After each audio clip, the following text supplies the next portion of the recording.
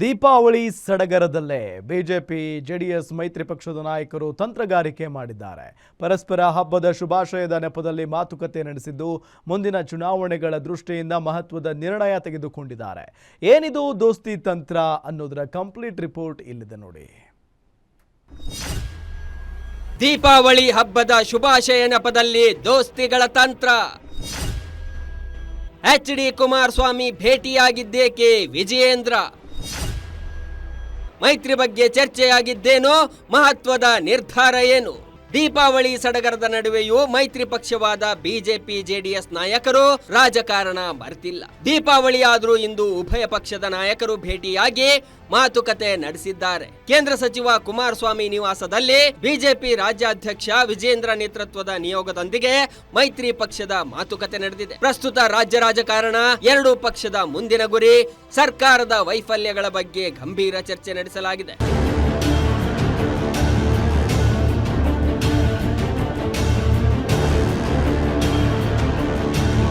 BJP JDS ಕೇವಲ ಚುನಾವಣೆಗೆ ಮಾತ್ರ ಮೈತ್ರಿಯಾಗದಂತೆ ಎರಡೂ ಪಕ್ಷಗಳ ನಡುವೆ ಮುಂದಿನ ದಿನದಲ್ಲಿ ಸಮನ್ವಯತೆ ಕಾಪಾಡಿಕೊಳ್ಳುವ ಬಗ್ಗೆಯೂ ಇಂದಿನ ಸಭೆಯಲ್ಲಿ ಚರ್ಚೆಯಾಗಿದೆ. ಎರಡು ಸಮನ್ವಯ ಸಮಿತಿಯನ್ನ ರಚಿಸುವ ಮೂಲಕ ಉಭಯ ಪಕ್ಷದ ಮುಂದಿನ ಕಾರ್ಯಚಟುವಟಿಕೆಗಳನ್ನ ಹೋರಾಟದ ರೂಪುರೇಷೆ ಸಿದ್ಧಪಡಿಸಲು ಸಮನ್ವಯ ಕಾಪಾಡಿಕೊಳ್ಳಲು ತೀರ್ಮಾನಕ್ಕೆ ಬರಲಾಗಿದೆ. ಇನ್ನು ಕುಮಾರಸ್ವಾಮಿ ಭೇಟಿ ಬಳಿಕ ಮಾತನಾಡಿದ ರಾಜ್ಯಾಧ್ಯಕ್ಷ ವಿಜಯೇಂದ್ರ, ಬಿಜೆಪಿ ಜೆಡಿಎಸ್ ಸಮನ್ವಯ ಸಮಿತಿ ರಚನೆ ಕುರಿತು ಸಲಹೆ ಕೇಳಿದ್ದೇನೆ. ಜೊತೆಗೆ ಗ್ರೇಟರ್ ಬೆಂಗಳೂರು ಚುನಾವಣೆ ನಡೆಯಲಿದ್ದು ಬೆಂಗಳೂರಿಗೆ ಸೀಮಿತವಾದ ಸಮಿತಿ ಮಾಡುವುದರ ಬಗ್ಗೆ ಚರ್ಚೆ ನಡೆಸಿದ್ದೇವೆ. ಹಾಗೂ ಸದ್ಯ ರಾಜ್ಯ ರಾಜಕೀಯ ಪರಿಸ್ಥಿತಿ ಕುರಿತು ಕೂಡ ಚರ್ಚೆ ಮಾಡಿದ್ದೇವೆ ಎಂದರು.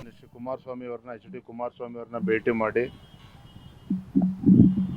ದೀಪಾವಳಿಯ ಶುಭಾಶಯಗಳನ್ನ ಅವರಿಗೆ ಸಲ್ಲಿಸಿದ್ದೇನೆ.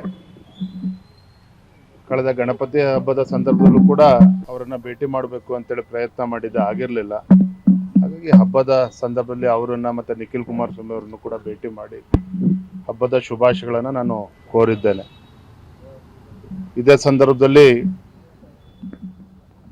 ರಾಜ್ಯದ ರಾಜಕೀಯ ಪರಿಸ್ಥಿತಿಯ ಬಗ್ಗೆನೂ ಕೂಡ ನಾವು ಚರ್ಚೆ ಮಾಡಿದ್ದೇವೆ. ಮುಂಬರುವ ಸ್ಥಳೀಯ ಚುನಾವಣೆಗಳ ದೃಷ್ಟಿಯಿಂದ ಎಚ್ಚೆತ್ತುಕೊಂಡಿರೋ ಮೈತ್ರಿ ನಾಯಕರು ಈಗಿಂದಲೇ ತಯಾರಿ ಆರಂಭಿಸಿದ್ದಾರೆ. ಚುನಾವಣೆ ಸಮೀಪಕ್ಕೂ ಮೊದಲೇ ಎರಡು ಪಕ್ಷದಲ್ಲಿ ಸಮನ್ವಯತೆ ಕಾಪಾಡಿಕೊಂಡು ನಾಯಕರಿಂದ ಕಾರ್ಯಕರ್ತರವರೆಗೆ ಒಮ್ಮತ ಮೂಡಿಸಲು ಮುಂದಾಗಿದ್ದಾರೆ. ದೀಪಾವಳಿಯ ದಿನದಂದೇ ಸಭೆ ನಡೆಸಿರುವ ಮೈತ್ರಿ ನಾಯಕರು ಕಾಂಗ್ರೆಸ್ ವಿರುದ್ಧ ಒಗ್ಗಟ್ಟಿನ ಕಹಳೆ ಊದಲು ಸಜ್ಜಾಗಿದ್ದಾರೆ. Pavana Shivanna, political bureau, guarantee news, Bengaluru.